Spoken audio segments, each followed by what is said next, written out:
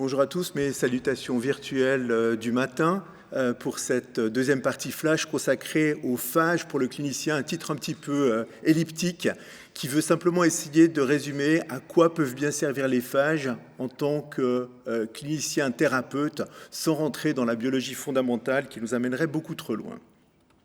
Alors tout d'abord, je n'ai pas de conflit d'intérêt. Je suis membre bénévole du comité scientifique de la Fondation Phage Suisse qui vise justement à expliquer à quoi servent les phages et à promouvoir tant que possible et utile leur utilité en phagothérapie.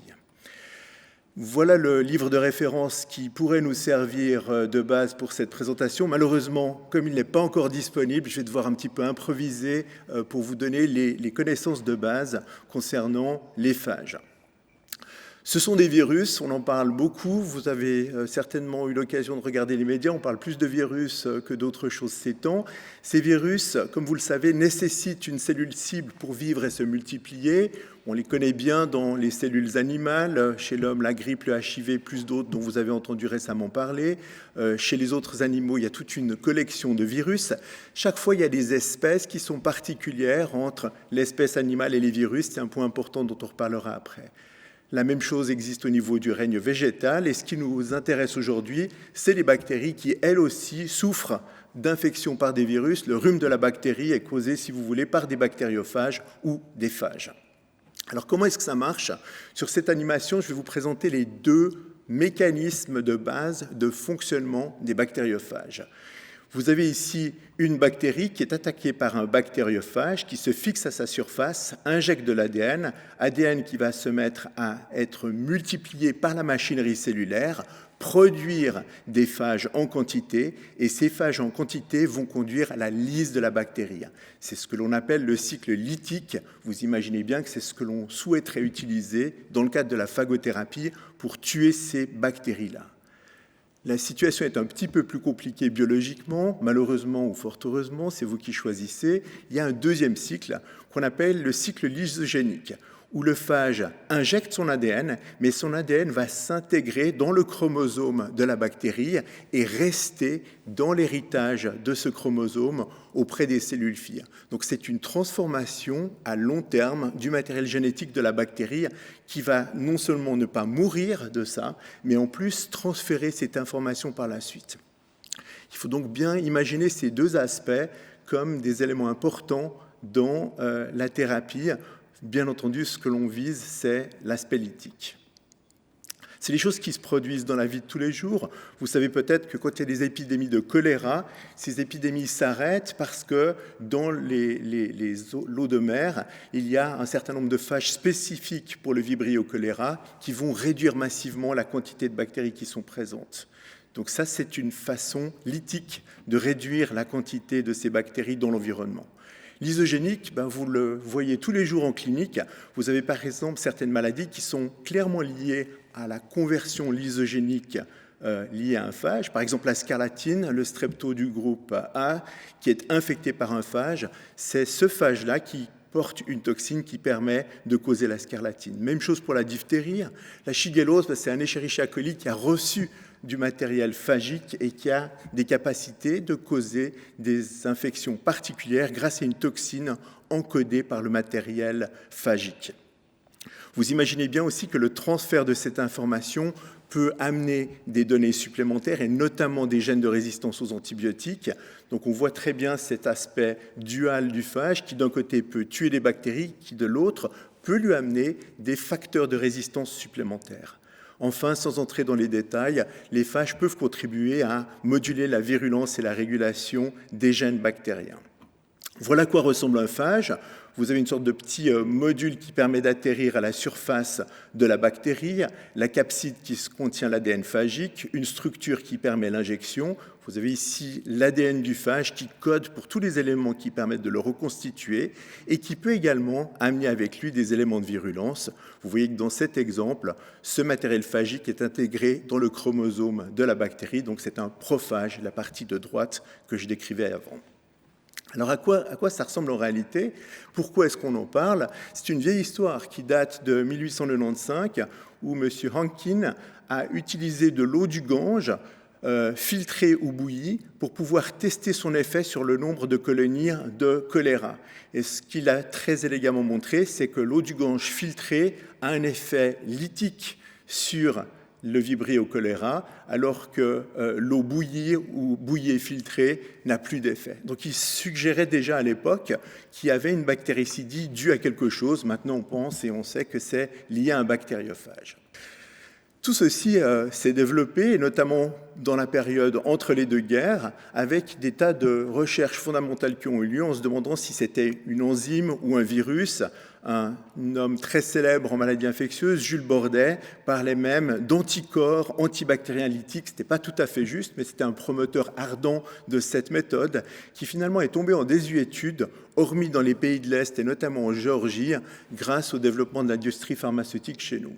On y revient. Et puis on a finalement un spectre de possibilités qui s'étale de cette manière-là. On peut utiliser des phages individuels contre une bactérie qu'on a isolée chez un patient, le traitement personnalisé à l'extrême, qui nécessite un diagnostic à la souche du patient.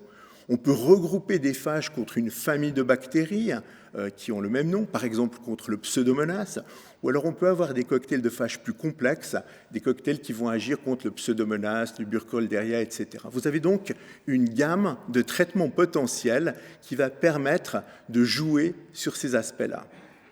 Si on essaie de résumer, on a avec le phage la possibilité d'atteindre de manière très précise une cible bactérienne donnée qui va vraiment au-delà de l'espèce bactérienne. C'est très très pointu.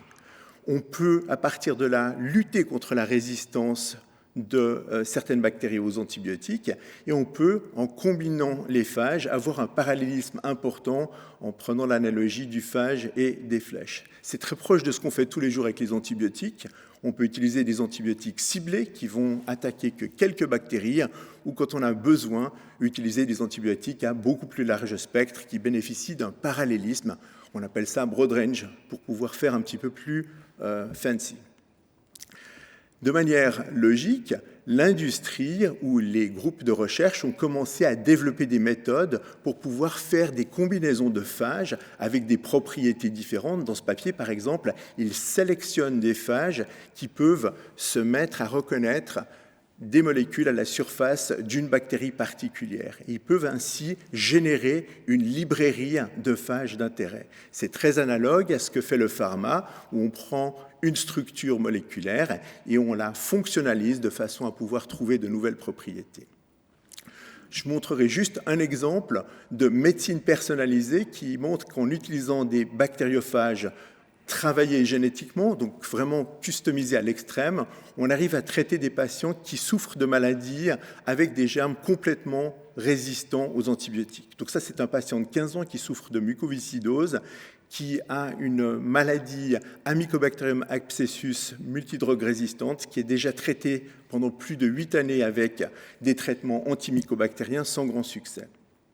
On peut ici identifier différents types de phages, vous les avez ici de manière horizontale, contre une bactérie. Donc on dépose une goutte de suspension bactérienne ici à chaque endroit, et sur cette goutte-là, on dépose ce phage en concentration diminuée.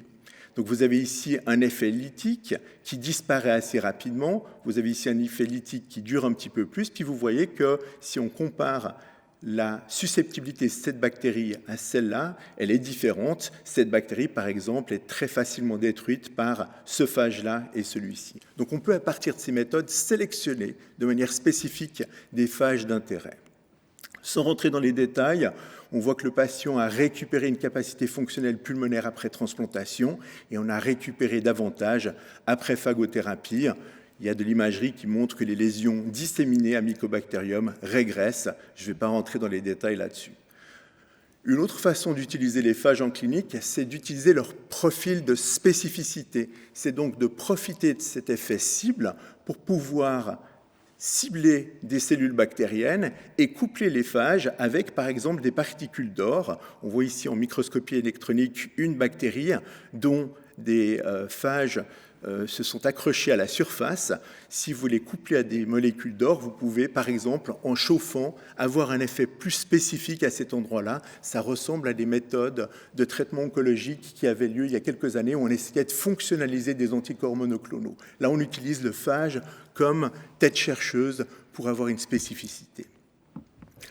En conclusion, ce que j'aimerais vous proposer, c'est la redécouverte des phages qui maintenant est très en vogue pour deux raisons majeures. La première, c'est la résistance aux antibiotiques qui n'est pas près de s'arrêter, qui pose parfois des impasses thérapeutiques. Et puis la nécessité ou la possibilité d'effectuer de la médecine de précision, comme l'exemple que je vous ai présenté tout à l'heure avec ce patient souffrant d'une maladie sévère à Mycobacterium abscessus.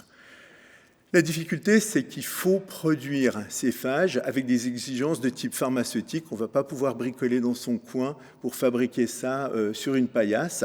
Ça limite bien entendu l'adoption rapide, hormis quelques tests compassionnels effectués ici et là. Et bien entendu, vous pouvez imaginer qu'il y a un conflit potentiel avec les acteurs actuels du pharma qui n'ont pas forcément un grand intérêt à ce que cette production se développe en soi.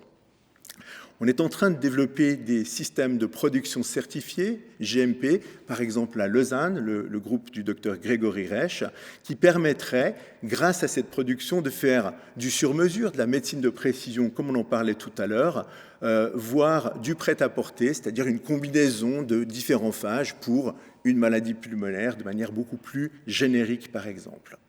Les risques dont je n'ai pas parlé sont liés essentiellement aux bactéries ciblées. Quand vous imaginez, dans le cas que je vous présentais, traiter le Mycobacterium abscessus, ce mycobactérium du patient possède peut-être lui aussi quelques prophages.